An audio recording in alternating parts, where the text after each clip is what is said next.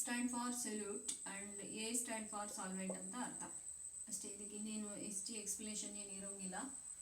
So P0 minus P divided by P0 is equal to chi B formula mole fraction NB divided by NA plus NB. ಅಂದರೆ ನಮಗೆ Raoult's ಏನು ಹೇಳ್ಕೊಡ್ತಾನೆ, relative lowering of vapour pressure ಏನಿದೆಯಲ್ಲ, it is applied only to dilute solutions. Holds good for dilute solution. Dilute ಅಂದರೆ ನಾವು ಸೊಲ್ಯೂಟನ್ನು bucket ಗಟ್ಟಲೆ ಸುರಿಯೋ ಹಾಗಿಲ್ಲ, very concentrated solution ತೊಗೊಳ್ಳೋ ಹಾಗಿಲ್ಲ, ಬರೀ ಡೈಲ್ಯೂಟ್ ಸೊಲ್ಯೂಷನ್ಗೆ ಮಾತ್ರ ಇದು ಅಪ್ಲೈ ಆಗುತ್ತೆ. ನಿಮಗೆ ಎನ್ ಬಿ ಅಂದ್ರೇನು, ಎನ್ ಎ ಅಂದ್ರೇನು ಮತ್ತು ಎನ್ ಬಿ ಅಂದ್ರೇನು ಅಂತ ನೋಡ್ಕೊಳ್ಳಿ. ಎನ್ ಬಿ ಅಂದರೆ number of moles of solute, number of moles of solute.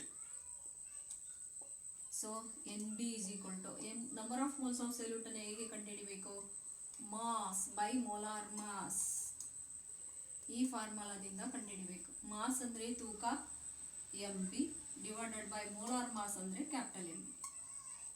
ತೂಕ ಎಷ್ಟಿದೆ ನಾವು ತಗೊಂಡಿದ್ದು, ಆವಾಗಲೇ 2 ಗ್ರಾಮ್ ಸಕ್ಕರೆ ತಗೊಂಡಿದ್ವಿ. 2 ಗ್ರಾಮ್ ಸಕ್ಕರೆ ಅಂತ ಇಲ್ಲಿ ಎಕ್ಸಾಂಪಲ್ ತಗೊಂಡ್ರೆ ಇದನ್ನೇನು ಅವಶ್ಯಕತೆ ಇಲ್ಲ, ನಿಮ್ಗೆ ಅರ್ಥ ಆಗಲಿ ಅಂತ ಕೊಡ್ತಾ ಇದ್ದೀನಿ.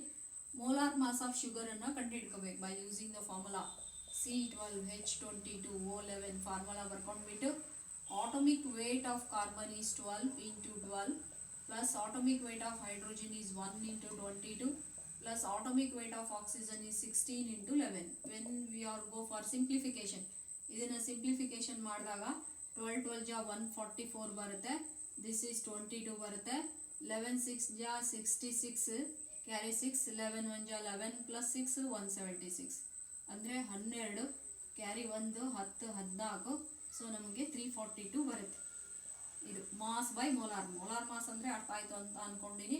ಮೋಲಾರ್ ಮಾಸ್ ಅಂದರೆ ಬೈ ಯೂಸಿಂಗ್ ದ ಫಾರ್ಮುಲಾ, ಅಂದರೆ ನಿಮಗೆ ಫಸ್ಟ್ PUC ಅಲ್ಲಿ ಹೇಳ್ಕೊಟ್ಟಿರ್ತೀವಿ. It is nothing but a sum of the atomic masses of the elements which are present in a molecule of a compound. ಅಂದರೆ ಆ ಮಾಲಿಕ್ಯೂಲಲ್ಲಿ ಬರೋ ಪ್ರತಿಯೊಂದು ಎಲಿಮೆಂಟಿನ ಆಟೋಮಿಕ್ ಮಾಸನ್ನು ತೊಗೊಂಡ್ಬಿಟ್ಟು ಸಿಂಪ್ಲಿಫೈ ಮಾಡಿದಾಗ, ಕೂಡಿಸಿದಾಗ ನಮಗೆ ಏನು ಸಿಗುತ್ತೆ, ಮೋಲಾರ್ ಮಾಸ್ ಸಿಗುತ್ತೆ. ಈಗ ಎನ್ ಬಿ ಅಂದರೆ ಗೊತ್ತಾಯಿತು. ಈಗ ಎನ್ ಎ ನೋಡ್ಕೋಬೇಕು. ಈ ಫಾರ್ಮುಲಾದಲ್ಲಿ ಎನ್ ಎ ಇದೆ. ಎನ್ ಎ ಅಂತಂದರೆ number of moles of solvent ಅಂತ ಅರ್ಥ. This is equal to once again mass by molar mass. ನಾನೀಗ ಮೋಲಾರ್ ಮಾಸ್ ಜಾಗದಲ್ಲಿ MM ಬರೀತಾ ಇದ್ದೀನಿ. ಸೊ ಮಾಸ್ ಅಂದರೆ MA ತಗೊಳ್ತಾ ಇದ್ದೀನಿ. ನೀರಿನ ತೂಕ 250 ಗ್ರಾಮ್ ತಗೊಂಡಿದ್ವಿ, ಅದಕ್ಕೆ ಪ್ರತಿ ಸಲ ಎಷ್ಟು ತಗೊಳ್ತಿರ್ತೀವಿ ಅಂತ ಕೂಡ ನಮಗೆ ಗೊತ್ತಿರಬೇಕು. By MA. MA ಅಂದರೆ molar mass of water. Water formula ಉಪಯೋಗಿಸ್ಕೊಂಡ್ಬಿಟ್ಟು ಮತ್ತೆ ಮೋಲಾರ್ ಮಾಸನ್ನು ಕಂಡುಹಿಡ್ಕೋಬೇಕು. Atomic weight of hydrogen is 1 into 2 plus oxygen is 16 into 1. When it is go for simplification we are getting 18. ಅಂದರೆ 250/18 ಅನ್ನು ಮಾಡಿಕೊಂಡಾಗ ನಮಗೆ ಮೋಲಾರ್ ಮಾಸ್ ಸಿಗುತ್ತೆ.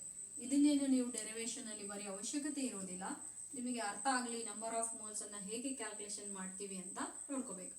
ಈಗ ನಾನು ಏನು ಮಾಡೀನಿ, ಜಸ್ಟ್ 2 ಗ್ರಾಮ್ ಅಷ್ಟು ಸಕ್ಕರೆ ತೊಗೊಂಡ್ಬಿಟ್ಟು 250 ml ಆಫ್ ವಾಟರ್ಗೆ ಹಾಕಿದ್ದೀನಿ. ಅಂದರೆ number of moles of sugar as compare to the number of moles of solvent. ನೀರಿಗೆ ಕಂಪೇರ್ ಮಾಡಿದಾಗ number of moles of solute is very less as compare to the number of moles of water. ಅಂದರೆ ನಾವು dilute ಸೊಲ್ಯೂಷನ್ಗೆ apply ಆಗೋದ್ರಿಂದ ಇದು ನಾವು ಸೊಲ್ಯೂಟಿನ ಕಣಗಳೇನಿದೆ ನಂಬರ್ ಆಫ್ ಮೋಲ್ಸ್ ತೊಗೊಂಡಿರ್ತೀವಲ್ಲ, ಕ್ಯಾಲ್ಕುಲೇಷನ್ ಮಾಡಿದಾಗ ಆ ನಂಬರ್ ಆಫ್ ಮೋಲ್ಸು ನೀರಿನ ನಂಬರ್ ಆಫ್ ಮೋಲ್ಸಿಗೆ ಕಂಪೇರ್ ಮಾಡಿದಾಗ ಭಾಳ ಕಡಿಮೆ ಇರ್ತಾರೆ, ಭಾಳ ಕಡಿಮೆ ಪ್ರಮಾಣ, ಅಜಗಜಾಂತರ ವ್ಯತ್ಯಾಸ ಇರ್ತದೆ. ಹಾಗಾಗಿಬಿಟ್ಟು number of moles of solvent plus number of moles of ಸೊಲ್ಯೂಟನ್ನು number of moles of solvent ಅಂತಲೇ ತೊಗೊಂಡ್ಬಿಡ್ತೀವಿ. ಅಂದರೆ ಒಂದು ಸಮುದ್ರದಲ್ಲಿ 1 ಡ್ರಾಪ್ ನೀರನ್ನು ತೆಗೆದ್ರೆ ಏನು ವ್ಯತ್ಯಾಸ ಇರೋದಿಲ್ಲ. ಹಂಗೆ ನಾವು 250 ml ನೀರಲ್ಲಿ ಜಸ್ಟ್ 1 or 2 ಗ್ರಾಮ್ ಅಷ್ಟು ನಾವು ಶುಗರ್ ಹಾಕಿದರೆ ಏನು ವ್ಯತ್ಯಾಸ ಅಂತ ಅನ್ಸೋಂಗಿಲ್ಲ ನಂಬರ್ ಆಫ್ ಮೋಲ್ಸಿಗೆ. ಹಾಗಾಗಿಬಿಟ್ಟು NA ಪ್ಲಸ್ NB ಏನಂತ ತೊಗೊಳ್ತೀವಿ, NA ಅಂತಾನೆ ತೊಗೊಳ್ತೀವಿ. ಈಗ ನೋಡಿ ಫಾರ್ಮುಲಾ ಏನಾಗುತ್ತೆ ಅಂತ. ಈಗ P0 minus P ಏನಿದೆಯಲ್ಲ, ಲೋವರಿಂಗ್ ಆಫ್ ವೇಪರ್ ಪ್ರೆಷರ್ ಏನಿದೆಯಲ್ಲ, ಅದನ್ನು ನಾವು ಫಾರ್ಮುಲಾ ನೆಕ್ಸ್ಟ್ ಸಬ್ಸ್ಟಿಟ್ಯೂಟ್ ಮಾಡಿದಾಗ ಏನಾಗುತ್ತೆ ಅಂತ ನೋಡ್ಕೊಳ್ಳೋಣ. So P0 minus P divided by P0 is equal to, ಇಲ್ಲಿ ನೋಡಿ NB divided by NA plus NB ಅನ್ನು ನಾವು NA ಅಂತಾನೆ ತೊಗೊಂಡ್ಬಿಟ್ಟಿವಿ, NA ಅಂತಾನೆ ಇಟ್ಕೋಬೇಕು. This is equal to NB ಅಂದರೆ ನಮಗೆ ಫಾರ್ಮುಲಾ ಗೊತ್ತಿದೆ, small MB divided by capital MB whole divided by NA ಅಂದರೆ small MA divided by capital MA. ಇದನ್ನು ಮತ್ತೆ ಸಿಂಪ್ಲಿಫೈ ಮಾಡಬೇಕು. MB small MB divided by capital M B molar mass. ಈ divide sign ತೆಗೆದುಬಿಟ್ಟು multiplication sign ಹಾಕಿ ಅವಾಗ denominator numerator ಆಗುತ್ತೆ, numerator denominator ಆಗುತ್ತೆ. ಇನ್ನು ಆಫ್ಟರ್ ಸಿಂಪ್ಲಿಫಿಕೇಶನ್ ಏನಾಗುತ್ತೆ ಅಂತ, so P0 minus P divided by P0 is equal to, ಅಂದರೆ relative lowering of vapour pressure is equal to, ಇಲ್ಲಿ ಸಿಂಪ್ಲಿಫೈ ಮಾಡ್ತಾ ಇದ್ದೀನಿ, M B divided by capital M B into M A divided by M A. ಈಗ by using this formula molar mass of non volatile ಸೊಲ್ಯೂಟನ್ನು ನಾವು ಕಂಡುಹಿಡಿಬೋದು. ಈಗ ನಾವು M B ಅಂದ್ರೇನು ಎಲ್ಲ ಟರ್ಮ್ಸನ್ನು ನಿಮಗೆ ಕೊಡ್ತಾ ಇದ್ದೀನಿ, ಆದರೆ ಈಗ ಸದ್ಯಕ್ಕೆ ನೋಡ್ಕೊಳ್ಳಿ M B is equal to, ಇದನ್ನು ನಿಮಗೆ ಅರ್ಥ ಆಗಿಲ್ಲ ಅಂದರೆ ಕ್ರಾಸ್ ಮಲ್ಟಿಫಿಕೇಶನ್ ಮಾಡ್ಕೋಬೇಕು. ಆವಾಗ ಇದೇನಾಯಿತು, P0 M B into M A divided by, ಇದು ಕೆಳಗಡೆ ಬರುತ್ತೆ P0 minus P into M A. ಅಂದರೆ ನಾವೀಗೇನು ಶುಗರ್ ಹಾಕಿದ್ವಲ್ಲ ನಾನ್ ವಾಲಟೈಲ್ ಸೊಲ್ಯೂಟು, ಅದ್ರ ಮೋಲಾರ್ ಮಾಸನ್ನು ಕಂಡುಹಿಡಿಬೋದು. ಅಂದರೆ ಅಲ್ಲಿ ಕಂಡುಹಿಡಿದು ಬೈ ನೋಯಿಂಗ್ ದ ಫಾರ್ಮುಲಾ ಕಂಡುಹಿಡಿದಿದ್ವಿ, ಇಲ್ಲಿ without knowing the formula we have to calculate the molar mass of a non volatile solute. ಈಗ ನಾವು ಇದರಲ್ಲಿರೋ ಟರ್ಮ್ಸ್ ಎಲ್ಲ ನೋಡ್ಕೊಳ್ಳೋಣ. P0 ಅಂದರೆ ನಿಮಗೆ ಗೊತ್ತಾಗಿದೆ vapour pressure of pure solvent ಅಂತ, vapour pressure of pure solvent. So ಈಗ ಎಮ್ ಬಿ ಅಂದರೆ ಏನಂತ ನೋಡ್ಕೋಬೇಕು, this is mass of solute, ನೀವು ಎಷ್ಟು ಸೊಲ್ಯೂಟನ್ನು ಹಾಕಿದ್ರಿ ಅದು ತೂಕ.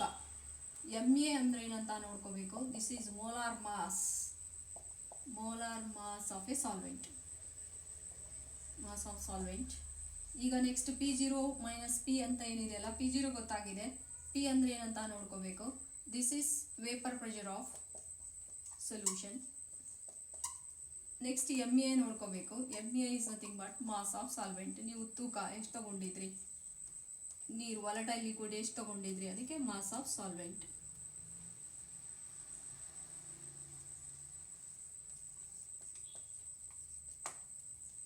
These are the terms involved in this expression. This is all about your relative lowering of vapor pressure and the relation between the molar mass. ಅಂದರೆ molar mass of solute ಮತ್ತು relative lowering of vapor pressure ಇರುವ ಸಂಬಂಧವನ್ನು ತೋರಿಸೋ equation ಇದು.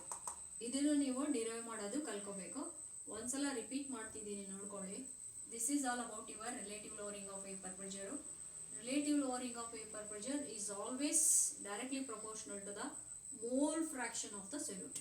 ಅಂದರೆ ನಾವು ಏನು ಹಾಕಿದ್ವಲ್ಲ ಸೊಲ್ಯೂಟು, number of ಪಾರ್ಟಿಕಲ್ಸ್ಗಳ ಮೇಲೆ ಡಿಪೆಂಡ್ ಆಗಿರುತ್ತೆ ವೇಪರ್ ಪ್ರೆಷರ್ ಕಡಿಮೆ ಆಗೋದು. ಹಾಗಾಗಿ ಆ ಮೋಲ್ ಅಂದರೆ ಕಾನ್ಸಂಟ್ರೇಷನ್ ಆಫ್ ದಟ್ ಸೊಲ್ಯೂಷನ್ ಅನ್ನು ನಾವು ಮೋಲ್ ಫ್ರಾಕ್ಷನಲ್ಲಿ ಎಕ್ಸ್ಪ್ರೆಸ್ ಮಾಡ್ತಿದ್ದೀವಿ ಅಂತ ಅರ್ಥ.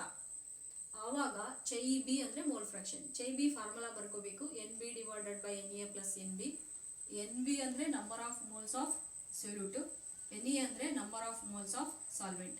ಅದಕ್ಕೆ ರೌಲ್ಸ್ ಹೇಳ್ಕೊಡ್ತಾನೆ, relative lowering of vapour pressure of a ಸೊಲ್ಯೂಷನ್ನು is directly proportional to the number of moles of a solute ಅಂತ ಹೇಳ್ಕೊಡ್ತಾನೆ.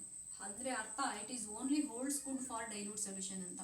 ಅಂದರೆ ಅವನು ಹೇಳ್ಕೊಡೋದೆಲ್ಲ ಏನಕ್ಕೆ ಅಪ್ಲೈ ಆಗುತ್ತೆ, only for dilute solution, not for concentrated solution.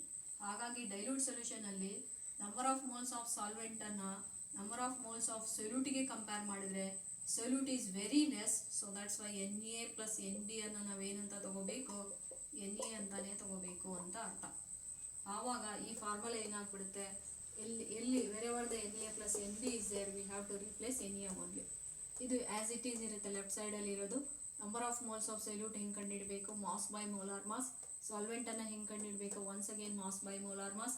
When you go for simplification, ಈ divide sign ತೆಗೆದು ಮಲ್ಟಿಪ್ಲಿಕೇಶನ್ ಸೈನ್ ಮಾಡಿ ಅಪ್ಲೈ ಮಾಡಿದಾಗ ಇಲ್ಲಿರೋ ಟರ್ಮು ಮೇಲೆ ಹೋಗುತ್ತೆ, ಇಲ್ಲಿರೋ ಟರ್ಮು ಕೆಳಗಡೆ ಬರುತ್ತೆ.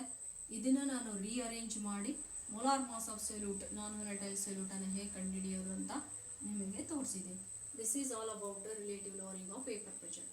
ಈ ರಿಲೇಟಿವ್ ಲೋವರಿಂಗ್ ಆಫ್ ವೇಪರ್ ಪ್ರೆಷರನ್ನು ನಾವು ಕಾಲಿಗೇಟಿವ್ ಪ್ರಾಪರ್ಟಿ ಅಂತ ಕರಿತೀವಿ. ಯಾಕೆ ಕರಿತೀವಿ ಕಾಲಿಗೇಟಿವ್ ಪ್ರಾಪರ್ಟಿ ಅಂದರೆ, ಯಾವುದೇ property it depends upon number of solute particles but not on its chemical nature. ಅಂದರೆ ನಾವು ಕಲಿಯೋ ಗುಣ ನಾವು ಹಾಕಿರೋ ಸೊಲ್ಯೂಟ್ ಪಾರ್ಟಿಕಲ್ಸ್ಗಳ ಮೇಲೆ ಡಿಪೆಂಡ್ ಆಗಿರಬೇಕೇ ವಿನಃ ಆ ಸೊಲ್ಯೂಟ್ ಪಾರ್ಟಿಕಲ್ನ ನೇಚರ್ ಮೇಲೆ ಡಿಪೆಂಡ್ ಆಗಿರಬಾರ್ದು. ಹಾಗಾಗಿ ರಿಲೇಟಿವ್ ಲೋವರಿಂಗ್ ಆಫ್ ವೇಪರ್ ಪ್ರೆಷರ್ನ ನಾವು ಕಾಲಿಗೇಟಿವ್ ಪ್ರಾಪರ್ಟಿ ಅಂತ ಕರಿತೀವಿ. Because it depends depends on number of solute particles but not on its nature, on its chemical nature ಅಂತಾನು ಬರಿಬೋದು. ಅದಕ್ಕೆ ನಾವು relative lowering of vapour pressure ಅನ್ನು ಏನಂತ ಕರಿತೀವಿ, ಕಾಲಿಗೇಟಿವ್ ಪ್ರಾಪರ್ಟಿ ಅಂತ ಕರಿತೀವಿ.